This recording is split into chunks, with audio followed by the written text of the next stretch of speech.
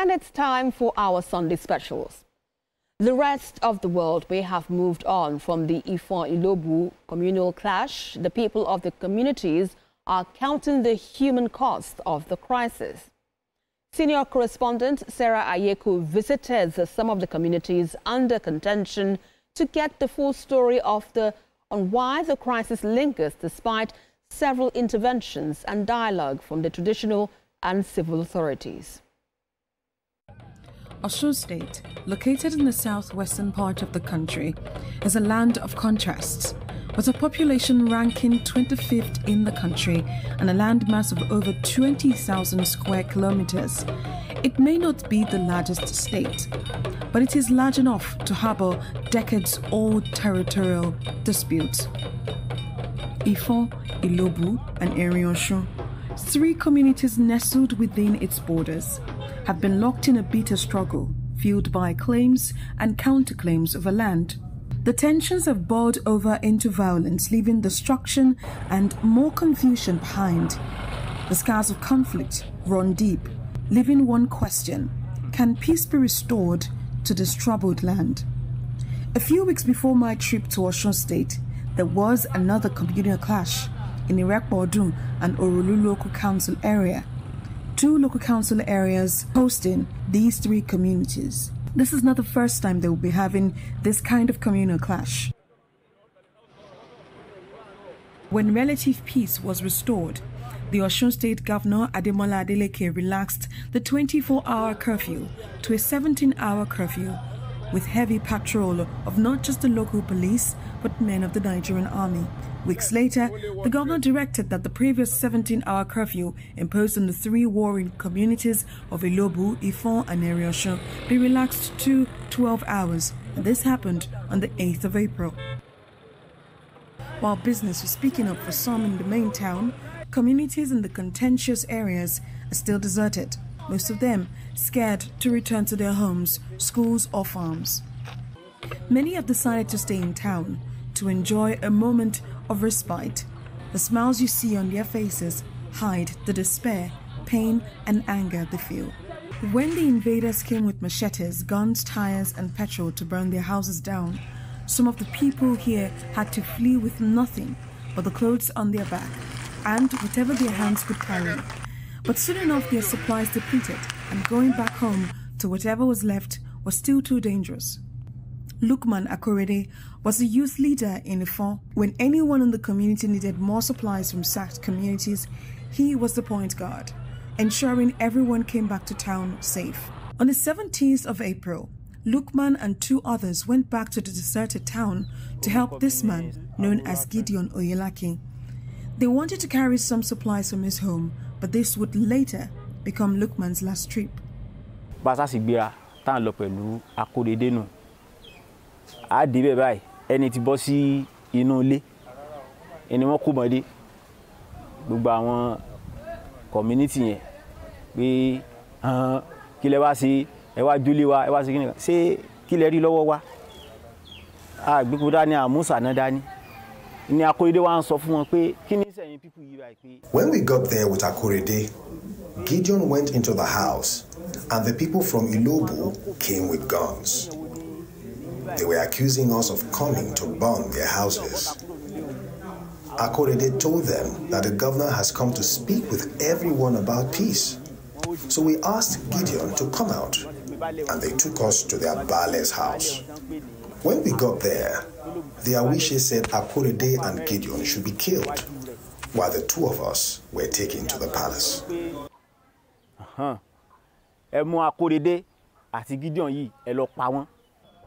When we got there, 6 people held Akorede down and started cutting him with cutlass. They checked him for charms. When they did not find it, they shot him. I tried to rush to help him, but they grabbed me. They cut me with cutlass, so I grabbed the person on my left and right. The person waiting to shoot me was in front of me, but they kept cutting me with cutlass. Someone then came out and mentioned my name, Gideon. I said it is me, that they should have mercy on me. I kept begging and crying, but someone said they should kill me that I would tell people that they killed Akorede. When he came back with Akorede's bag and phone. So they asked him how many people came, and he said 4 people. And they asked about the 4th person. He said the 4th person ran away. I said that because they said if I told anyone they killed Akorede, they would have killed the 3 of us. We can't move the way we usually do. We don't go anywhere. We are too afraid. We stay inside now. The community shares in that loss. The pain is evident on their faces. The people could not control their tears. They claim there have been several attempts to abduct and kill some persons who may be indigents of Ifon. According to the locals, Mr. Lukman's mutilated body was found behind a school. His remains laid without a head, a limb, and internal organs under a tree. Just like most residents in Ahorafin community, Akorede's wives have since left their home with their children to live with their families in town. Mo lọ bí 24 years right àti jọjọ ń bára wa bọ̀. So mo ṣe bímọ, mo sì bímọ mo ti rí àwọn ọmọ tí ó dàgbà. But àtijọ́ tí ọkọ wa ti kú báyìí, kò sí olùbádámọ̀ràn. So ẹ mọ̀ pé bí mo ṣe jẹ́ ìyáálé bùkátà mi ti ẹ̀fà pọ̀ gidi gan. Ó dẹ̀ ti ń fi mi débi pé kò sí ọjọ́ tí mo lè jí báyìí tí mi ní sunkún. Kò sí kódà tí mo bá ń kírun lọ́wọ́ bá tó máa sunkún torọ́ jẹ́ ìbànújẹ́ gidi. My husband and I had been together for about 24 years. Since he died, there has been no one to talk to. As the first wife, there is a whole lot to cater for. There is no day I don't cry. We never expected this, even in the next 20 years. I am pleading with the government to assist us. It has been challenging to feed. We need help for our children's education too. We are petty traders and we will be glad if we can get a stable source of income. Àti ilé padà sílé báyìí, àtàwọn ọmọ kan wọ̀ káàkiri ni látàrí ìṣẹ̀lẹ̀ tó ṣẹlẹ̀ yẹn pẹ̀lú gbogbo mọ́ ṣe fún ọkọ mi. We haven't been able to go back home due to the incident. My husband and his friends left at 7 a.m. I called my husband around 8. His number wasn't going through again. I became scared. The community also tried to call him, but he wasn't reachable. At about 4 p.m., we heard he has been killed. Since then, I have been in a bad mood.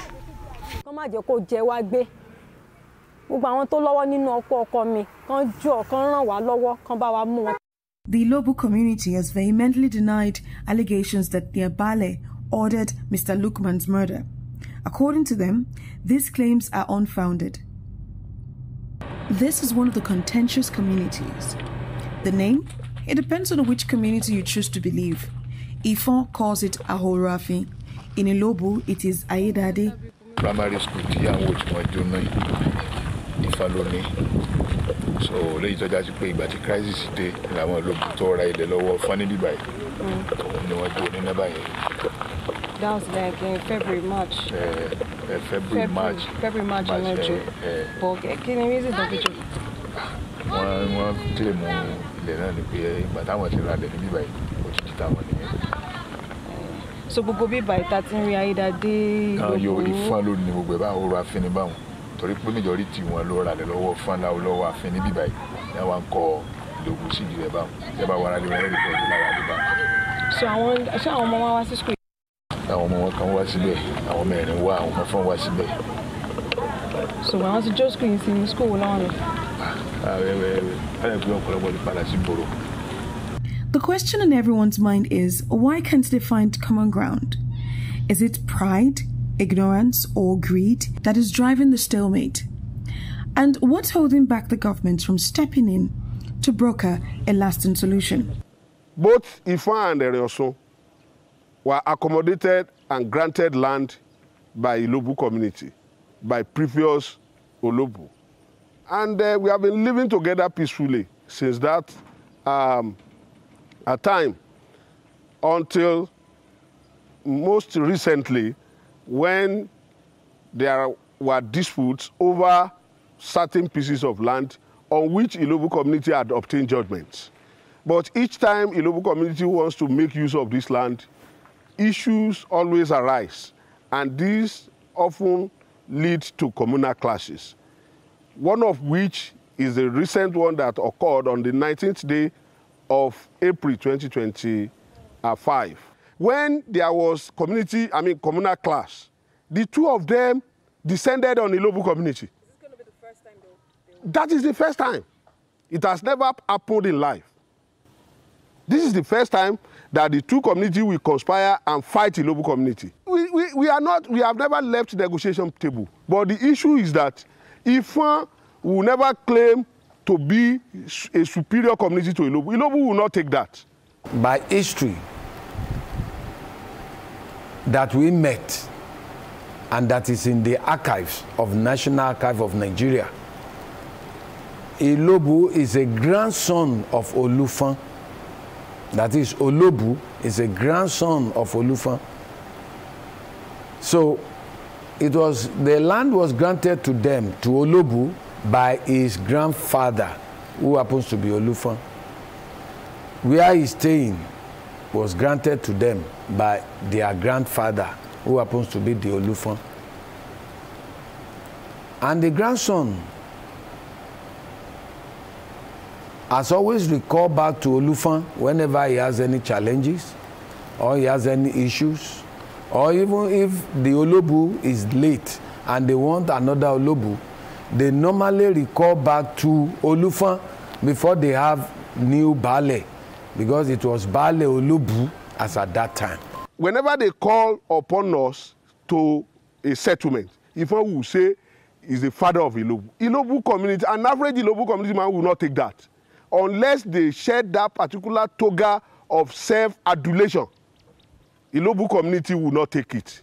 In this latest clash, Ilobu may not have recorded casualties, but the loss of property worth millions of naira is a hard pill to swallow. They put fire.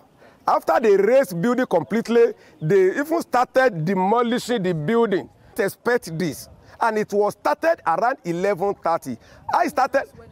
I was in the house. I started contacting police. They could not come down because everybody, we were fasting. They couldn't come.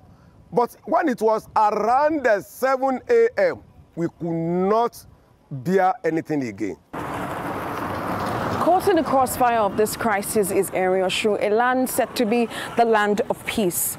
According to locals, they have been trying to come to the dialogue table with Ifon and Ilobu. It seems they have been successful with Ifon, but it's difficult for them to get Ilobu to the negotiating table. During the crisis, this community was hit and some persons were killed in this community. The land in question, which is Eweta, Agbore, Moje area, they are embedded in this Osun State Local Government Area Creation and Administration. In 2015. The lands belong to us, and it's already stated here. We've been to court about it. We have won at the High Court. And so, we have also taken the panel set up by the state government to the place, including our schools there. We even showed them the pillar they destroyed at the eve of the panel's visitation. Okay. And that's what you want the government to follow? Exactly that. That's what we want the government to follow. To stop the crisis, the Ademola Adeleke administration came up with a 100-man committee. Now, that particular number has been questioned over time.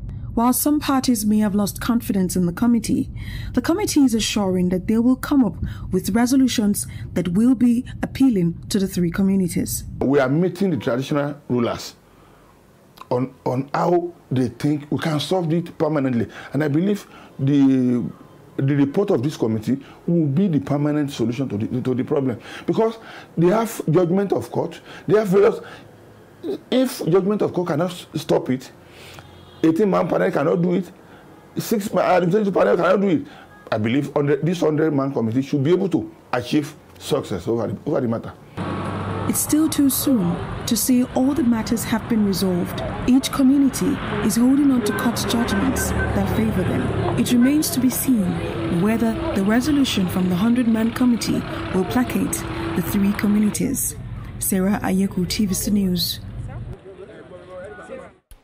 Quite a story from our correspondent, Sarah Ayeku, and she's here with us to shed more light on this story. Sarah, I can imagine, because right the report was rolling off, you are, expressing your concerns, telling us exactly what the people are, contending with. But when you were there and you saw the issues, and it's all about land dispute, does it really hold any water? What can you tell us?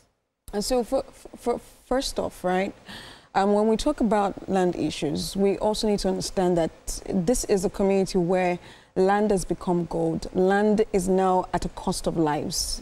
So what I tried to do with the story is highlight the human cost, to this dispute. This is a decade. They've been on this for decades. We're not talking just 10 years. They've been on this for decades. Going back to the 1950s, they've been having this back and forth as to, laying claims on lands. This community comes up with, that's my land. Then the other community comes up with, no, that's my land. As a matter of fact, you find one community having 2 to 3 names, depending on who you're speaking with. So if you're speaking with those from Ifon, they will tell you this is Ahorafi. When you speak with, it's the name of the community, okay. Ahorafi. Okay. When you speak with someone from Ilobu, they will tell you, that same place is called Ayedade Ilobu. And so we were a bit confused when we went to, so we tried to balance the story. We went to Ifon, spoke with them. They told us their own side of the story. However, we didn't even know that at some point, they were the ones that instigated the latest attack. Like they started the latest attack, which happened in April. When we got to Ilobu, they also said, it was the other party that started the crisis. We got to Erin, they also, had their own side of the story. And so it boils down to how a community or 3 communities that we had expected would be brothers or neighbors at the very least would come to the table and take the path of peace instead of counting this human loss. Aside the human cost, you also have properties worth millions. It was during the fasting period, that this happened. That's this latest attack happened. And for most of them, they still have that. They were still carrying that hurt in their hearts. They just could not let go. Even though this had happened, close to a month ago, they just could not let go of the hurt they're feeling. And it just speaks to the fact that successive governments, have failed to address the issues. And I'm going right there because if the governments are yet to address these issues, what is the hope that this matter will be addressed? Because I understand the committee has been set up to address this matter. What is what optimistic value or what optimism do you have in this issue? To tell you the truth, I'm trying really hard to be optimistic with this 100-man committee. Initially, when this 100-man committee was constituted, various parties came up with concerns as to, there's someone from Erin that is not supposed to be on the panel. There's someone from this particular community that is not supposed to be on the panel. They feel like these persons would be, biased, in coming up with a resolution that will placate the 3 committees. So we're hoping that when they eventually bring out a white paper or a resolution, it will be able to appeal to these communities, hopefully. Right. Hopefully at that, and let's hope that there will be an end to the situation in the communities concerned. Sarah Ayeku giving us updates. Thanks a lot for that there. And that's it on the news this hour. For more updates on the stories we are monitoring, remember you can check us on our website, tvcnews.tv. You can also follow us on all our social media handles, Facebook, Instagram, and on X at TVC News NG. On YouTube, we're also live at TVC News Nigeria. Many thanks for watching. I am Esther Makwariola. On behalf of the team, have a pleasant night rest. Good night.